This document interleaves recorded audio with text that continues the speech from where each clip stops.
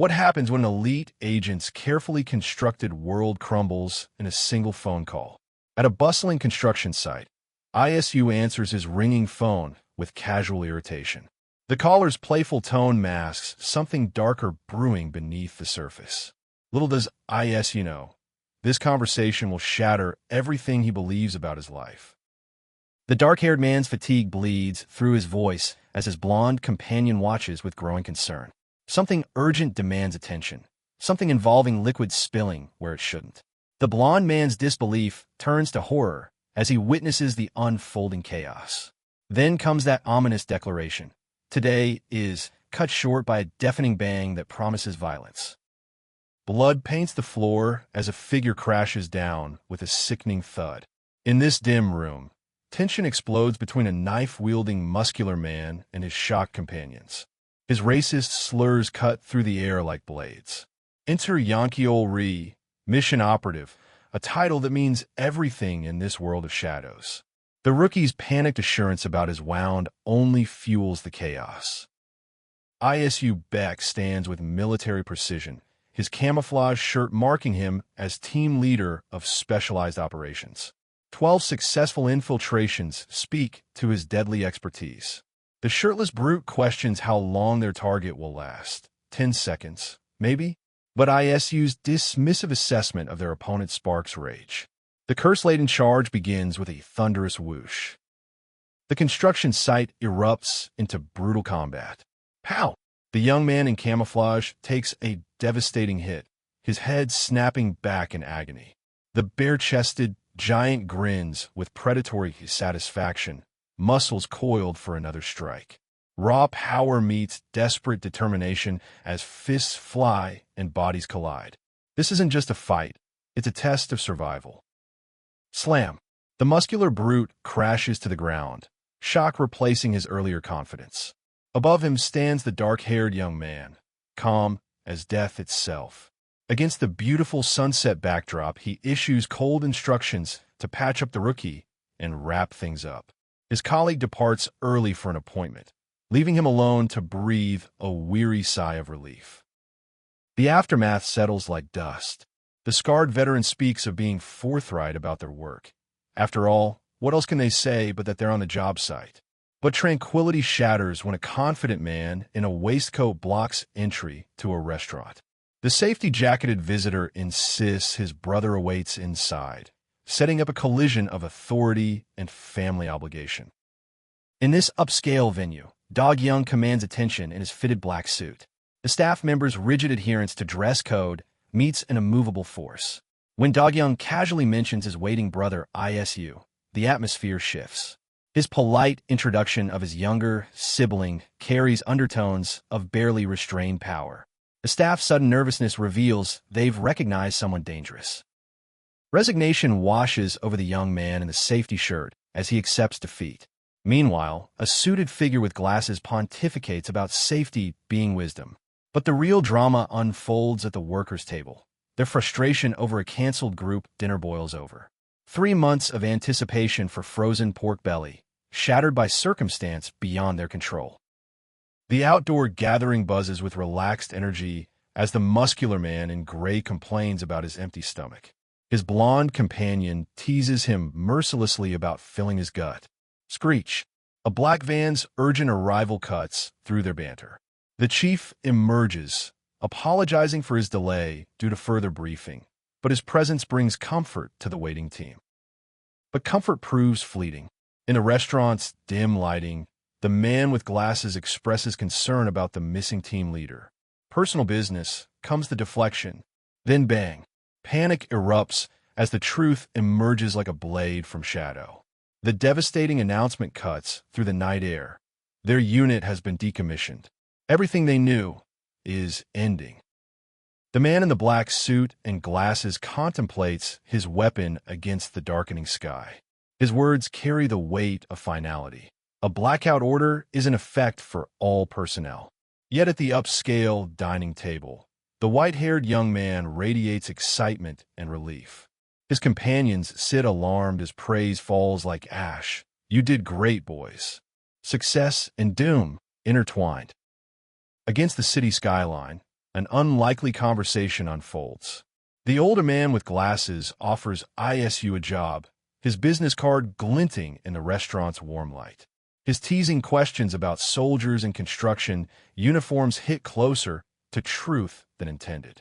Isu's explanation about civilian aid displacement reveals cracks in his cover story. The wine flows, but trust remains scarce.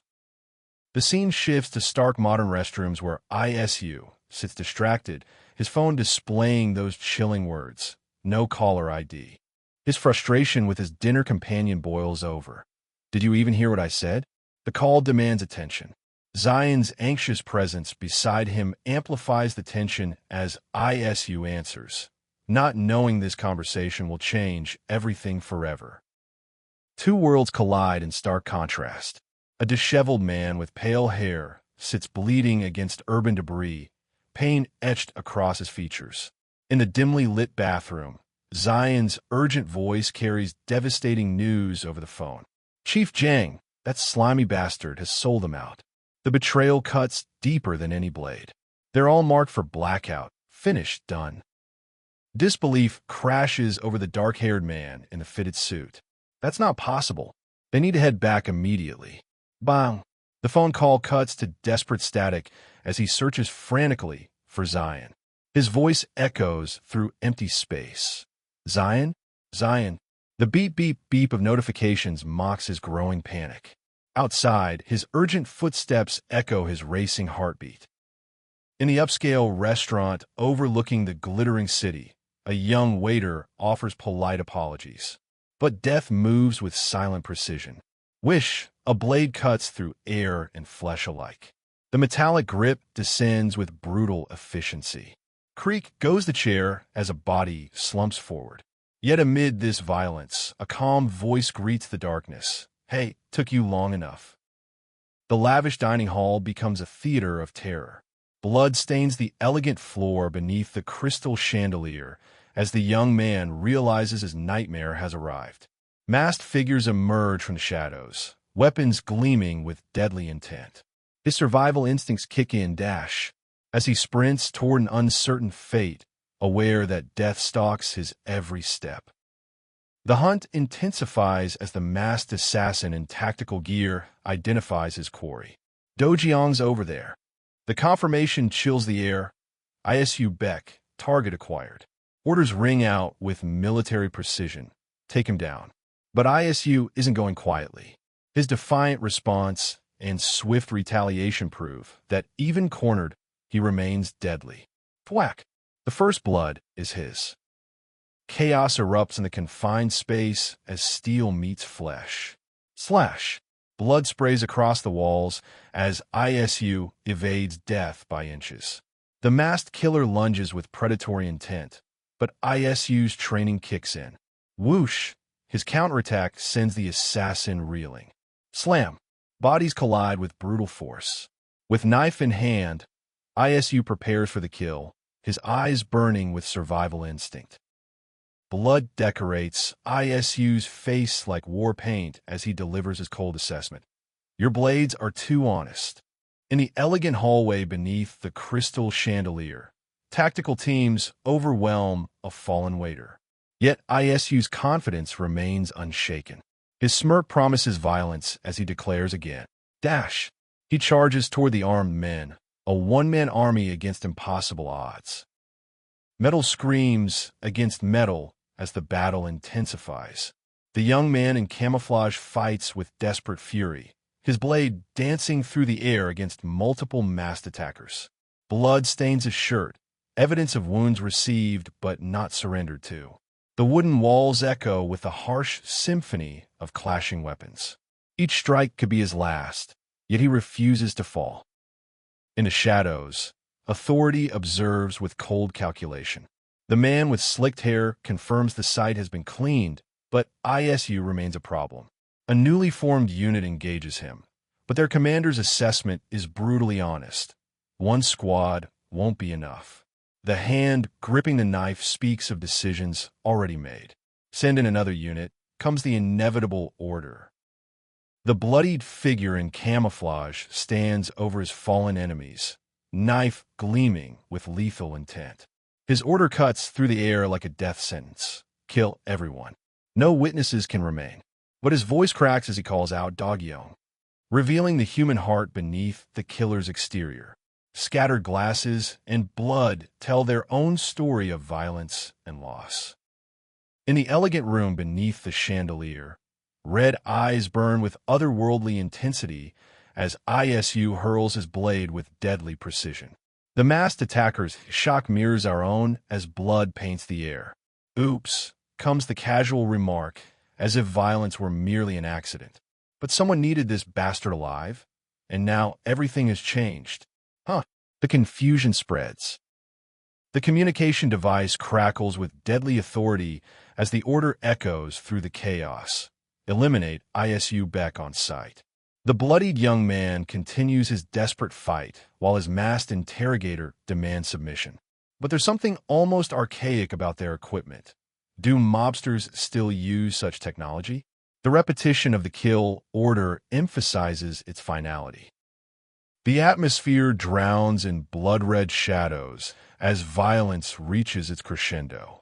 Dojeong Baek, executive director and boss of the Taesin clan, emerges from the carnage with chilling composure. His long dark hair frames a face that has seen too much death. As blood spatters around his muscular form, he poses the question that freezes souls. Who are you trying to kill, again? Horror washes over the man in camouflage as he discovers the blood-stained floor, reality crashing down around him. He calls out to Isu with desperate concern, but what he finds defies comprehension. The long-haired figure with the floral tattoo grips his knife with trembling hands. Mr. Baek's blood-stained appearance and questioning gaze suggest something far more complex than a simple rescue. In the dim confines of the car, fragments of memory struggle to surface. The bandaged young man clutches his head in frustration. What was it again? HID, comes the patient answer. An intelligence agency, not some company grunt in the army. The revelation settles like pieces of a shattered puzzle finding their place. All right, now that makes sense. But does it really? Desperation colors Isu's voice as he demands to be dropped off. They'll chase me until my dying breath. His companion's confusion is palpable. Why here? The truth hits like a sledgehammer. Staying together means death for both. In the background, masked figures lurk with predatory patience. The police station offers false hope as Isu prepares to face his fate alone. The soft click of a shoe hitting pavement signals a moment of decision. Dojeong stands with that telltale bloodstain marking his vest, an ominous figure against the darkening sky.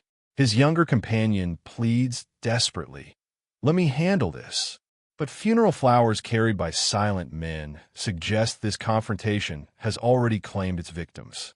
Take a look, Isu, comes the inevitable command. Black-suited figures gather like ravens in the dim courtyard, their sheer number suggesting this is no ordinary funeral. The confident challenge rings out. Does this look like they're messing around? Isu's confusion deepens as a businesswoman approaches with crisp efficiency. Her timing is perfect, she claims, everything set up according to Mr. Baek's instructions. But which Mr. Baek? In the ceremonial room, adorned with flowers, a chilling plan unfolds. The man in camouflage speaks of preparations completing within 2 hours, his tone carrying the weight of finality. Then comes the devastating logic. They want Isu dead to call off the hunt. So let's make sure he's dead. The framed photo of Isu's doppelganger, surrounded by funeral flowers, reveals the twisted nature of their solution. Before the Buddha statue and floral arrangements, Isu speaks of choosing this location years ago. Critics call it a move to manipulate public sentiment, and skeptics will always exist. But here's what matters. In Seoul's power circles, Taesan commands respect. Figures in formal attire ascend the memorial steps while incense burns, releasing wisps of smoke that carry more than prayers. The story takes shape with careful precision. A brother has suddenly passed away, specifically the younger brother of Isu Baek, boss of Taesan. The silhouette on the ground speaks of sacrifice made real. Political elites gathering to pay respects will validate the authenticity of the death. But skepticism lingers like shadows. How convincing can this elaborate deception truly be? From his elevated position in traditional robes, the mastermind surveys his creation with cold satisfaction. They believe what I tell them to believe. Below, chaos erupts as a family van disrupts the VIP parking, earning furious complaints about freeloaders. Documents reveal Isu Baek's true nature. Far from an executive director, he's something much more dangerous. This twin brother is a real piece of work. In the moving vehicle, frustration mounts as tinted glass obscures the view. The harsh verdict falls. He's just another good-for-nothing gangster. But this isn't a county fair you can just drive into. The mission briefing carries ultimate finality. Verify Agent Baek's death by any means necessary. Even if they have to pop his casket open. Nothing will stop them from confirming the truth. Confrontation erupts in the memorial hall as the man in the dark cap faces down the sharp-dressed antagonist. "Who do you think you are?" comes the challenge, mocking his appearance at such a sacred place. But the finger to the lips signals a change in power dynamics. "What? Cat got your tongue, princess?" The swift attack sends the arrogant man crashing to the ground with brutal efficiency. The muscular man with his tattoo smirks with predatory confidence, flanked by his suited enforcers. But their smugness evaporates when they spot their target. "You goddamn punk."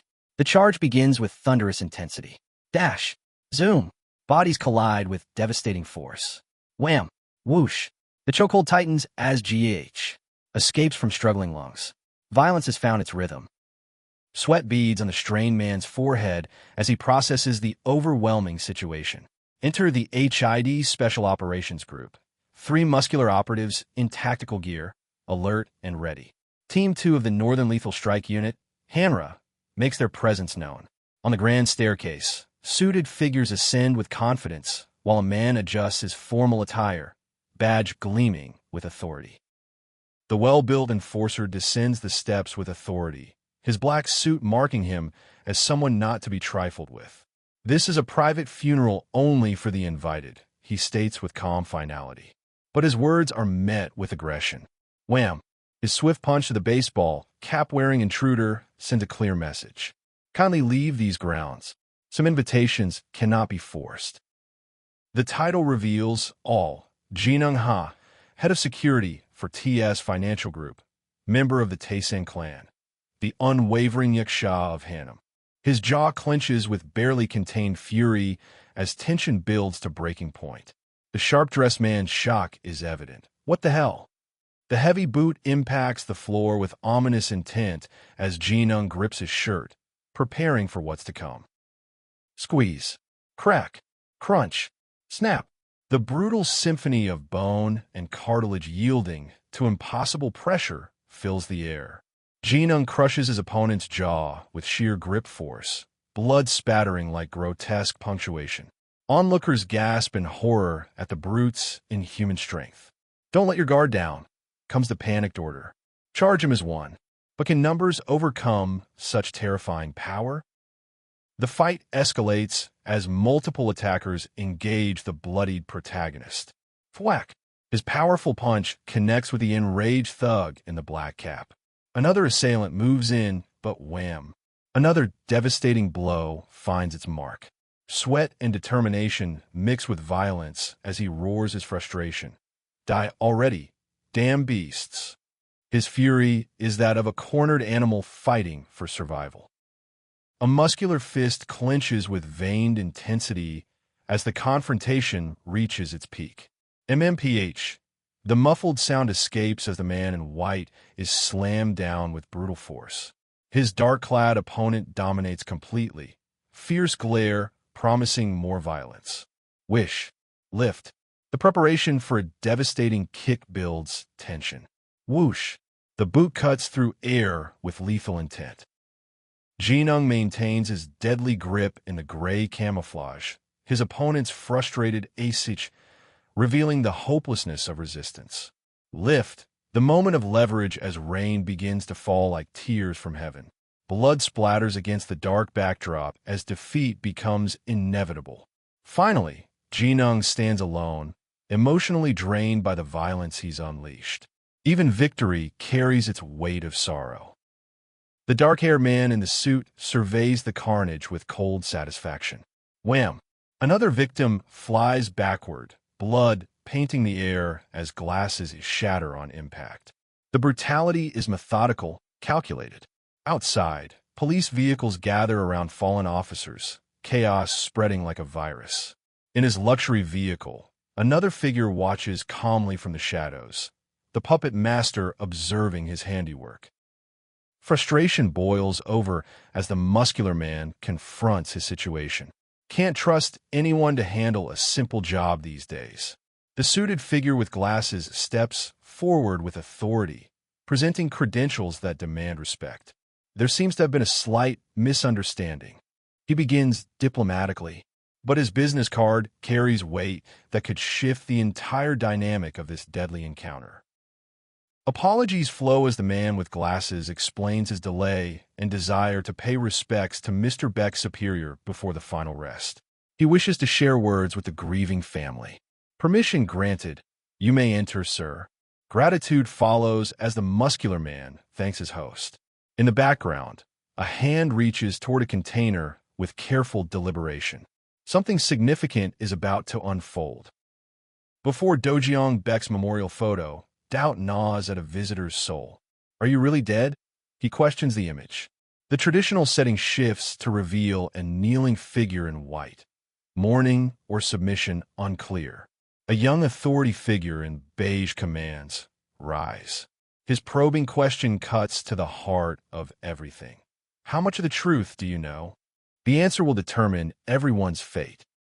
Fury erupts as the suited man discovers the truth about betrayal. Chief Jang, the name burns like acid on his tongue. His companion crouches low, weighing their options carefully. The standing figure's rage boils over, demanding blood for blood. Wanting to bring you his head, he snarls. But his partner urges restraint, sensing deeper currents at play. A firm refusal cuts through the tension. No. The word hangs in the air like a blade. Then Chief Jang's voice echoes from across the ceremonial space, calling out with purpose. Among the white flowers of mourning, he stands with a sickle-like tool, ready for whatever comes next. The bespectacled man responds with careful formality, sensing the weight of this moment. Steel gleams in the dim light as a dagger emerges from the shadows. Do you recognize this? The question drips with menace. Found in his brother's book, a clue that changes everything. The bespectacled man's face shows disbelief and growing fear. The blade's edge catches the light as its wielder delivers a chilling warning about pulling it from a dead body. Questions rain down like hammer blows. Who killed him? The young man's voice cracks with desperation. The military officer maintains his composure, citing classified information and promising thorough investigation. But patience wears thin as urgency builds. Then, wham! Violence erupts without warning, shattering the formal pretense of their discussion. Mr. Jang's composure finally breaks. He lunges forward, demanding answers about his brother's killer with raw desperation. The mocking smile of his adversary only fuels his rage further. Pain strikes suddenly, as he clutches his forehead. A woman approaches while the muscular man firmly grasps Jang's shoulder, suggesting it's time to leave this deadly game. Rage echoes through the corridors as the man screams for answers about his brother's death. Meanwhile, in stark contrast, Mr. Baek calmly adjusts his collar, offering tactical advice about posture and positioning. The juxtaposition is jarring, raw emotion versus calculated precision. Through the windows, they watch a tall building, knowing confrontation is inevitable. The calm before the storm. Frustration boils over in the penthouse sanctuary. The man in camo can't stand being caged like an animal. I was going to kill that man, he declares with deadly intent. His companion questions the wisdom of venturing outside. What's the point of escalating when they're already safe? But for some, hiding feels worse than death itself. Dark humor cuts through the tension. Let's play gangster, the young man suggests with a cocky grin. Both their hands are stained with blood from butchering other men, a grim bond forged in violence. Slap. Physical contact punctuates their exchange. Damn it, why do you have to be so stubborn, just like me? Orders are given to Shadow, the stubborn fool. Under the streetlights, harsh glow, Mr. Jang confronts his shadow. The young man in the hoodie turns, serious eyes meeting the older man's gaze. Are you going to keep following? The answer comes without hesitation. Yes. Simple. Direct. Final. This isn't personal preference. It's Mr. Baek's orders. And those orders are absolute. The hooded figure stands illuminated, device in hand, watching the urban shadows move around him. Meanwhile, the man in the suit focuses on his phone, concern etching his features. That expression on his face, it was as if he was certain of involvement in the death. Do-jeon Baek definitely knows something. The pieces are falling into place. Desperation breeds desperate measures. The man in glasses pleads for his daughter's life, offering anything in exchange for her safety. What is it you want, he demands. The woman behind him holds all the cards. Then comes the shocking revelation that shatters everything. What I want is my dad. Family ties binding tighter than any chain. Warmth floods the airport terminal as father and daughter reunite. She playfully complains about the uncomfortable flight while he apologizes with genuine care. Her teasing about his intelligence officer power draws laughter. I sit behind a desk and push papers all day, he deflects with humor. But beneath the surface, deeper connections hint at secrets yet to be revealed. Mr. Jang craves the simple pleasure of cigarettes, but finds himself confined by safety concerns. His assistant insists he can't venture out alone, not after what happened to his brother. So you're saying I need a guardian? He asks with bitter humor. The elevator display shows 57 foot as they descend, surrounded by serious men in suits. Casual conversation masks underlying tension. The dark-haired man asks permission for cigarettes while another praises the woman's beauty, comparing her to fine wine. But protective instincts emerge. No one ever calls our SUA ma'am around here. The atmosphere shifts as a newcomer arrives, questioning identities with hostile intent. The piece is about to shatter. Accusations fly like daggers. Are you one of Jang's little lackeys? The questioned man stammers defensively before whoosh, movement erupts. Oh, someone mutters, sensing impending violence. Bump. Bodies collide as tension explodes into action. A knife appears, questions about previous items adding layers of threat to an already volatile situation. The airport restroom becomes a battlefield. Security personnel advance with practiced aggression while the older man brandishes his blade defensively. The younger man prepares to intervene, lunge, thrust. Movement explodes across the confined space. Pow! Counterattacks fly as violence erupts in the most unlikely of places. Shock registers on every face. Mockery cuts through the chaos. You boys are sporting some good quality shit, eh? The muscular attacker taunts his opponents about their equipment. Mr. Jang's frustration grows. His blade isn't long enough to penetrate their stab vests. SUA grips her weapon tighter, preparing to join the fray. Stab. The sound echoes through the confined space. Mr. Jang checks on SUA's condition as steel tastes blood once again.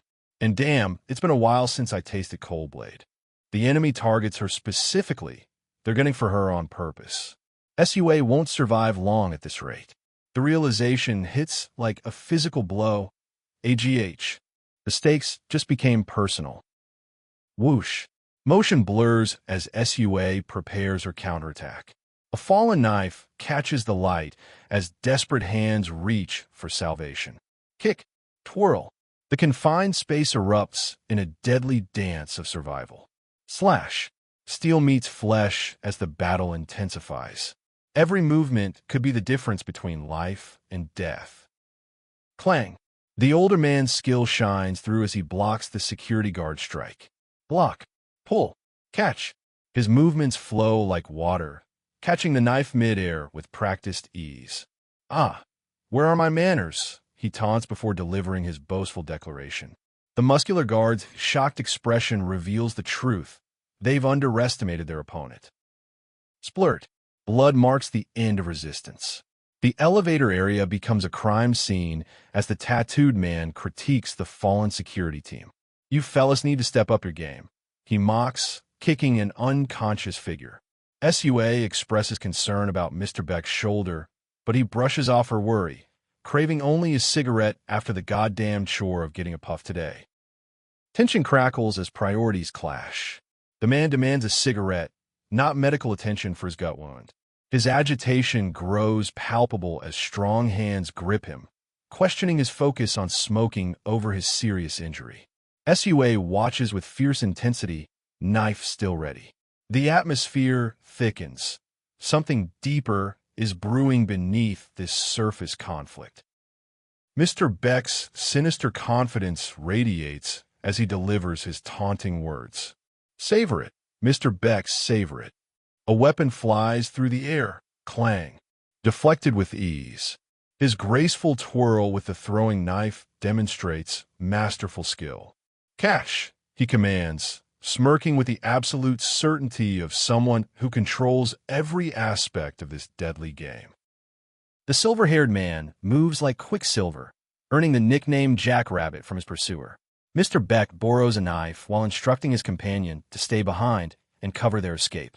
Warning echoes through the air, don't open the door for strangers. Thunk! The sound resonates ominously as Dojeong Baek appears, questioning Mr. Baek's endless chatter with knife in hand. Ghost. The title screen hints at hidden identities. The muscular man reflects on missed opportunities while the blonde antagonist probes about Isu Baek's fate. Is he really dead? The question hangs in the air like smoke. Accusations fly about the boss arriving at the funeral empty-handed. Dash! Bam! Violence erupts as the blonde lunges forward, striking with calculated precision. The dark-haired man demands answers about Isu's location. You didn't listen to a goddamn thing I said, did you? Frustration boils over as the hooded figure flees down the darkened alley. Whoosh! Movement explodes as the masked runner clenches his fist. The urban shadows seem to swallow him whole as he disappears into the night. Thwack! Mr. Baek's blow lands with devastating force. His opponent clutches his arm, wondering if it's broken. The hooded man's strength defies expectation. Did the chief send you? The question cuts through the pain. Recognition dawns as the bruised opponent gasps the name Zion, realizing exactly who he's been fighting. The pieces fall into place. Recognition breeds emotional reunion. The muscular man grips his friend's wrist, calling him Gorilla Man with frustrated affection. The blonde man apologizes to Zion, expressing regret for not being there during the trauma. I should have been there with you. Bonds forged in survival create unbreakable connections. Only they understand what it means to be the sole survivors. Light-hearted banter about fancy dinners gives way to laughter about the wild gorilla friend. But the mood shifts dramatically as Mr. Baek receives a phone call. His expression darkens. The news isn't good at all. Splurt. The ominous sound effect suggests that whatever information he's receiving involves bloodshed. The calm moment shatters completely. Clang. Whoosh. Steel meets steel in a fierce clash. The tattooed fighter charges forward with raw determination, while his platinum-haired opponent maintains calculated focus. Sweat beads on the dark-haired man's forehead as strange shows on his face. His vision begins to blur. The battle is taking its toll. It won't be good to drag this on. Dojeong Baek acknowledges his brother's skill. I suppose you were his brother after all. Dodge. Ping. Their blades clash with metallic precision. Mr. Baek's confidence radiates as he delivers his final assessment. You weren't bad at all for a low-life criminal.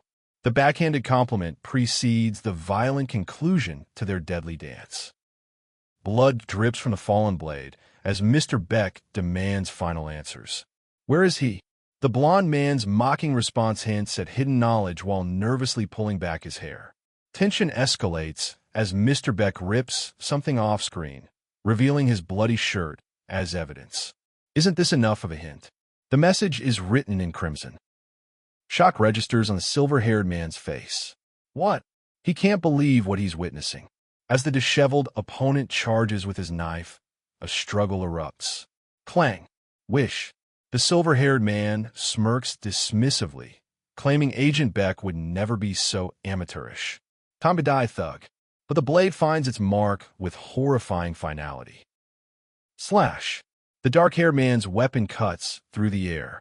His silver-haired opponent screams in agony as blood marks his face. Come on, get up already, the victor taunts, standing over his fallen enemy. But defiance remains even in defeat. You filthy, low-life bastard. The wounded man gathers his remaining strength for one final curse.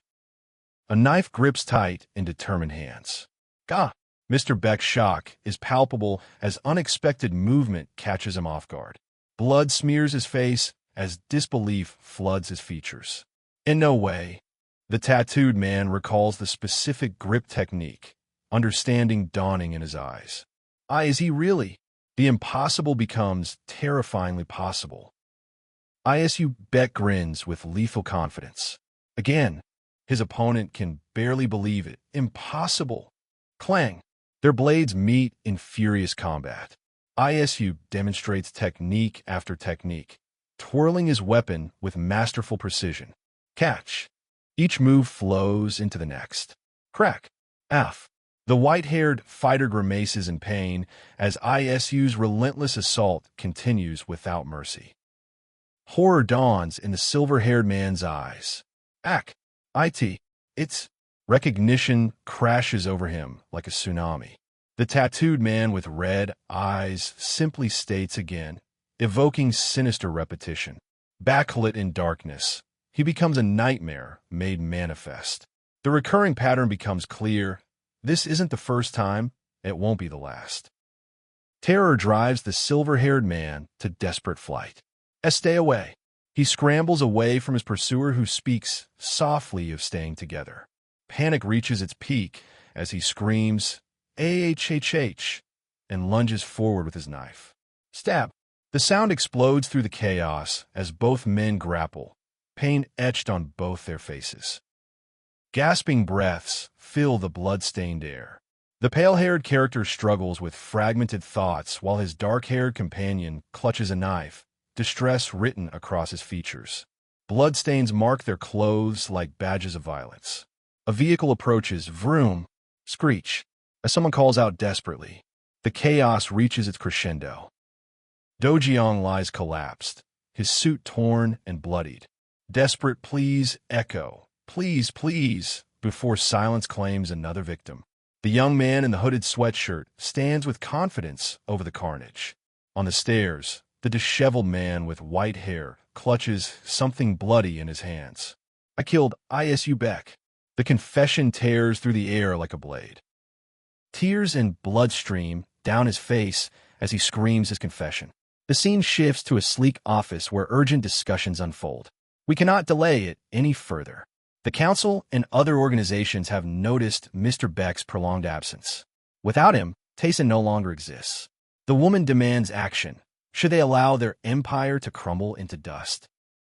Heated arguments rage about Tayson's future. If Mr. Baek had to handle everything himself, shouldn't he have secured the organization's survival? Such a person does not exist, comes the harsh reply. The bold truth blazes across the scene. And no man from Tayson will ever be able to replace Mr. Baek. Subordinates chase after their fleeing commander, desperation in their voices. Analysis reveals Dojiang's wounds were inflicted by a highly trained opponent, Chief Jang's subordinates. Their operations group works undercover, just like their own team. The muscular man declares his intent to hunt down those responsible, while his companion questions the practicality. The scene broadens to reveal Pango Techno Valley, suggesting the conflict spreads beyond their immediate confrontation. Taewon Kim sits in refined comfort, peeling fruit with a sharp knife. I hate it here, he declares, surrounded by the evening sky's orange and purple hues. Pangeo offers nothing, just salarymen in suits with no real money to be made. Only the big boys get to play in Seoul. He craves a seat at the communal table, the heart of the game. The man with pastel pink hair smirks with confidence and malice. He's heard an enticing rumor that has him feeling antsy. His subordinate stammers confusion, while Mr. Kim casually mentions throwing down an unripe pear. The sharp tool in his hand gleams ominously as the sunset creates a beautiful contrast to the unfolding menace. Passionate accusations fly about an attack on Jae-san. The long-haired man insists that gangs are clashing and Jae-san has been inactive. Their boss, Isu Baek, is nowhere to be found, even missing council meetings lately. Against the dramatic sunset backdrop, the information is confirmed with nervous certainty. The power vacuum grows wider. Snip! A rope cuts through the air as the man in red gasps in shock. Aya! Terror fills his voice. Meanwhile, the dark-haired man calmly holds his glass, instructing his associates to spread the word. The declaration echoes with finality. Today, they're taking over Taesan. The city skyline basks in sunset's glow as power changes hands. Step! Step! Footsteps echo through the Mahjong livestock market's dimly lit corridors. The man in black moves with purpose among the meat stalls. The narrator reflects on Chief Jang's method. The most difficult things to see are those hiding right under one's nose. Make it too obvious, and anyone can find it. Hide it where no one thinks to search. The lean man in the sharp black suit enters the chaotic room. The muscular, bald man greets him with recognition. If it isn't my old teammate, Isu Baek. Surprise mingles with relief at seeing his survival. When asked about the destruction around them, Isu attributes the carnage to Chief Jang's handiwork. Old alliances emerge from the shadows. Betrayal burns like acid in the dark-haired man's voice. That motherfucker told them to wait in one place, then turn their bodies into sieves with lead. He overheard their radio communications about the coordinated attack. The destruction is widespread. Every site cleaned up together. Blood stains every corner of their once mighty organization. What comes next will determine everything. The wounded warrior bleeds crimson truth. The man in red, bloodied and broken, gasps his final warning. Run from Chief Jang's shadow empire. His companion in dark glasses shakes his head. One man against their organization? Impossible. But as the injured fighter collapses with exhaustion, doubt creeps in. From his tower of glass and steel, another figure in formal dress dismisses their organization's strength with cold disdain. Isu Baek's confidence cuts through the market's shadows like a blade. His sardonic smile never wavers as he questions Taesan's reputation for weakness. Behind him, muscle and menace wait in perfect formation. With casual disdain, he tosses a defeated thug to the floor, the sound echoing through the stalls. The fourth group this week, he reveals with dark amusement. For bands of fools who thought they could challenge what they don't understand. The dance of violence begins. Isu adjusts his tie with predatory elegance, promising to play rough today, like a real gangster. His massive companion grips his weapon, exhaustion bleeding into fury. The crowd of suited men clusters together, tension crackling like electricity. One burly figure pushes through, demanding they all come at once. The spacious room becomes an arena. Everyone knows what comes next. In the stark modern setting, two forces collide. The dark-haired man's grief transforms into rage. He needs an organization to avenge his fallen brother. This isn't something he can accomplish alone. But Isu Baek remains unmoved, his calm exterior hiding steel. When the desperate man demands Taesan be handed over, Baek's response is swift and sharp. A knife appears in his hand like a silver promise. Chaos erupts with thunderous force. The command to get in line shatters into violent reality. Confusion spreads like wildfire as someone whispers the impossible name, Isu Baek. But he's not supposed to be here. The muscular observer covers his mouth in disbelief. Murmurs ripple through the crowd like earthquake tremors. Has he really returned? The man with the knife becomes the center of a storm that threatens to consume everything. Blood answers blood in the market's depths. Frustration boils over as the leader demands action from his frozen companions. Cut them all down. The command unleashes hell. Weapons swing through flesh with sickening precision. Splurt. Slash. Gah. Bodies fall like broken dolls. The pink-haired commander urges his team forward, declaring Taesan finished as of today. Victory tastes like copper and chaos. The young man with messy dark hair glares through shadow and fury. Speed lines frame his face like war paint as he prepares for battle. Behind him, the well-dressed man in gray screams at his useless buffoons, panic bleeding through his commands. Give me a knife now. Blood stains the air red. The slash comes swift and merciless. Dojeong Baek's name echoes like a war cry through the carnage. Defiance meets destiny in polished halls. The casual fighter snarls his challenge. Bastard, you think you're invincible? The metallic clang of weapons rings out like funeral bells. Mr. Taesan stumbles backward, fear replacing arrogance, as his weapon strikes the ground with a heavy thump. But from the shadows above, bathed in ethereal light, comes the truth that chills every soul. This is Taesan. Retreat becomes revelation. The panic cry echoes through marble halls as enemies scatter like roaches from light. Fall back to Pandangio. But hope rises from the ashes of fear. Director Baek has returned. The muscular silver-haired man's declaration spreads like wildfire. Mr. Baek has returned to save them. The dark-haired young man contemplates the weight of this moment. Taesan without Doyoung cannot stand alone. Power plays unfold around elegant tables laden with deceit. The council members feast while plotting betrayal. A month without Dojeong Baek has bred dangerous ambitions. The man in red dismisses the absent leader as a joke. The woman in brown suggests kicking out the punk. But rumors spread like poison through wine, whispered tales of death and succession. The man in gray delivers the killing blow. If the rumors are true, then Taesan is finished. Footsteps echo prophecy through crimson curtains. Polished shoes approach like fate itself. A hand emerges through red beaded veils, speaking truths that cut deeper than steel. Taesan belongs to Dojeong Baek. There's only one way to take it. And then, through shadows and whispers comes the voice that changes everything. Well, shit. Sounds like you folks sure missed me. Isu Baek's return is no longer a rumor. In the shadows of preparation, identity becomes a weapon. You must become Dojeong Baek. The knife technique lesson unfolds like a deadly dance. Grip the handle with thumb pressed flat. Every detail matters when facing the council's keen eyes. The well-built man listens intently, understanding that his life depends on perfect deception. Caution becomes religion. One mistake before the council means death. The council's true face reveals itself in whispered warnings. Seoul's most powerful criminal organizations gather under the pretense of unity, but reality cuts deeper. Their power-hungry wolves masquerading as peacemakers.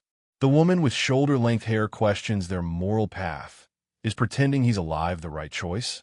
Her doubt hangs in the smoky air like an accusation. The sound of steel being raised punctuates their dangerous game. Ambition bares its teeth in crystalline clarity. The elegantly dressed man grips his blade like destiny itself, tattoos telling stories of violence across his chest. This organization must be deadlier than any other, not just for revenge, but to control both Taesan and the council. The scene shifts to lighter moments of aftermath, where Commissioner Won-ho Cho comments on Chief Jang's spotless appearance despite recent chaos. Even wounds can't stain this man's perfection. In rooms painted blue with secrets, compliments mask deadly truths. The older man with graying hair praises Chief Jang's impressive work with dangerous agents.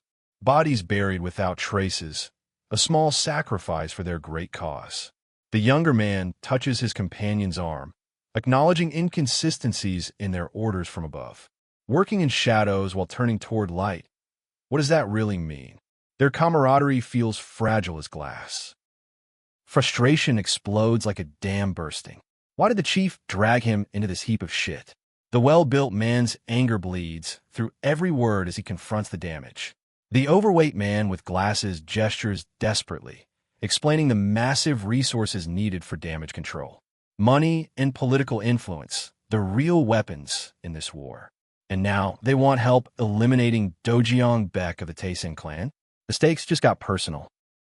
The chain of command snaps like a broken spine. Look here, Wonho. The authority in those words cuts deeper than steel. The nervous young man with glasses fumbles for respect he's already lost. Power dynamics shift like tectonic plates as the suited man reminds everyone what they really need: the power of law enforcement, not idiotic wit.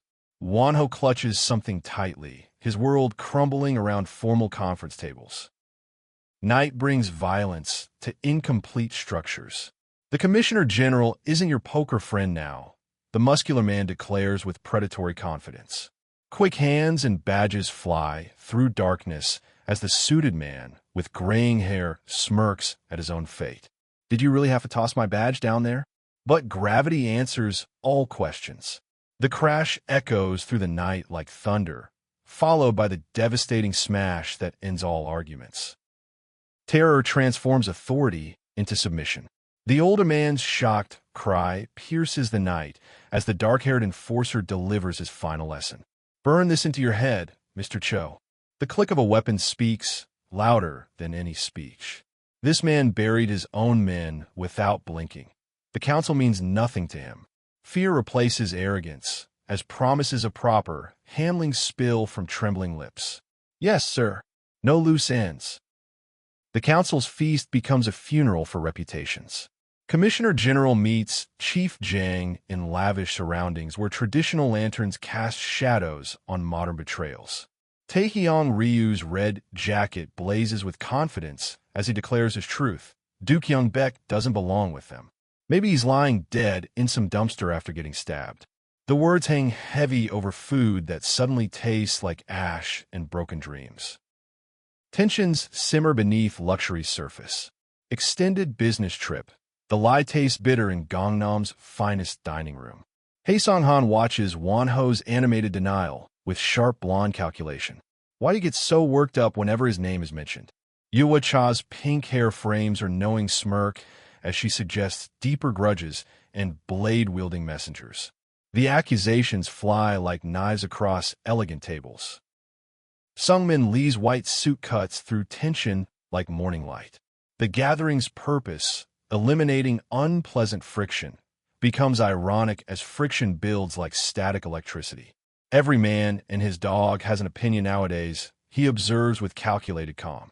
But the muscular man with long dark hair warns about tone and consequences. The council's foundation, built by Il-hak's former chairman, suddenly feels as fragile as spun glass.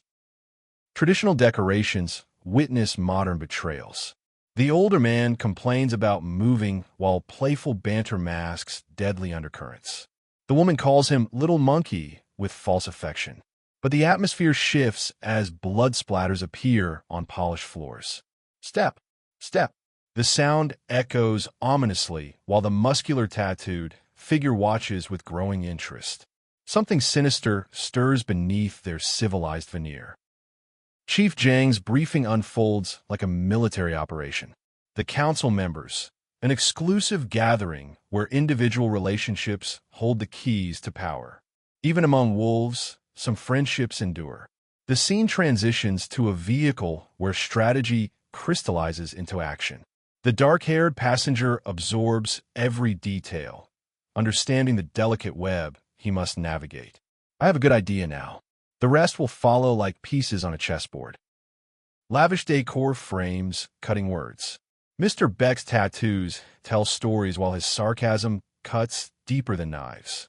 Nightclub encounters and near-death experiences become ammunition in this verbal warfare. Hae Sung-han's frustration bleeds through his blonde composure as dark humor about obituaries fills the air. The woman with silver hair gestures through the banter, while tension builds like pressure in a sealed container about to explode. Sungmin Lee's white suit becomes a statement of defiance. Out-of-character actions demand explanations in rooms where power shifts like sand. The stern man in gray clutches his cup like a lifeline, questioning qualifications for council seats. Troubled times call for troubled measures. If you all knew how troubled I was, maybe you could have dropped by with a bouquet. The words drip with bitter irony. The knife slams into polished wood like an exclamation point. What qualifications do you have to question Tayson's right to this seat? The tattooed man's challenge reverberates through the dining area like a thunderclap. His intense expression dares them to respond. The older man with glasses leans back, fear creeping across his weathered features. Are you willing to wage war against all of us? The question hangs like a blade over their throats. From this day forward, Tayson will not participate. The declaration echoes like a death sentence as the luxury vehicle speeds through Seoul's arteries. Inside, silence speaks louder than words. The stern driver focuses on the road, while his passenger processes the magnitude of their isolation. The council has become our enemy. Do you have a plan? Only thoughtful silence answers the question that could determine their survival. Vroom! The engine roars through empty streets like a mechanical beast. Inside the speeding car, tension builds with each turn. The driver grips the wheel as if holding onto reality itself. Then screch. Brake lights paint the night red as the vehicle lurches to a sudden stop. What the hell was that? Haesong's shocked cry pierces the night air as danger materializes from nowhere. The car door bursts open like a trap springing. Jo, Do Hyung. The man in the red jacket emerges with predatory confidence, his long hair framing a mocking smile. Boy, oh boy, you sure talk the talk back there. His enthusiasm drips with malicious intent as formal black attire approaches cautiously. The dimly lit street becomes a stage where past confrontations demand present reckonings. He's thinking of taking up that earlier offer. Glass shatters like breaking promises. Shatter. The tattooed man's rage explodes across the upscale dining area as he slams his drink down with devastating force. His chest bears the stories of violence, while his eyes promise more to come. Run along and bring me Taysan, wrapped up like a nice little gift. The seated man's mocking smile can't hide his growing anger. You fucking bastard. The night promises blood. Inside the speeding vehicle, nervous energy crackles like electricity. Executive Director, sir. Mr. Baek's silver hair catches highway lights as he questions the wisdom of making enemies of the entire council. The driver's tattoo tells its own story of violence, while his passenger speaks of catching rats within their ranks. Focus on the road, he's reminded. But the biggest question remains unanswered. Who is the traitor among them? In darkness lit only by dashboard glow, terrible revelations unfold. The knife fight was Tayson's internal affair, something that couldn't easily connect to funeral chaos. But logic builds like gathering storm clouds. Someone in the council leaked information. The man in the dark suit grips the wheel with white knuckles while his companion in pink processes the chilling implications. How did that fly under our radar? The betrayal cuts deeper than any blade. Mr. Baek. The title card announces destiny itself. Taeyong Ryu lounges in his lavish chair like a king on his throne, one leg crossed over the other in supreme confidence. As boss of the Jeorang clan, his confrontations with Taysan number in the dozens. His hostility burns like acid in expensive air, but tension explodes into accusations about expensive car windows and missing manners. The game of power has many players, but only one winner. Recognition dawns like a blood-red sunrise. You're that fucking club rat from earlier. The dark-haired man's tattoos ripple as he confronts his target. Windows break and tempers explode in parking lot warfare. The blonde in pink tries to deflect with practical concerns, but violence doesn't care about repair costs. Wham! The impact echoes through concrete and steel as hands meet metal in brutal conversation. Every broken window tells a story of broken respect. Night air crackles with barely contained violence. Sungmin Lee arrives in his elegant black suit like death dressed for dinner. What do you want, Sungmin? The question hangs between them while cars screech in the background. Mr. Riol's red blazer burns against the darkness as he holds his weapon with casual menace. Is he here for the after-party? The vocational academies signs witness another chapter of Soul's endless war. Mockery and memory dance in dim council light.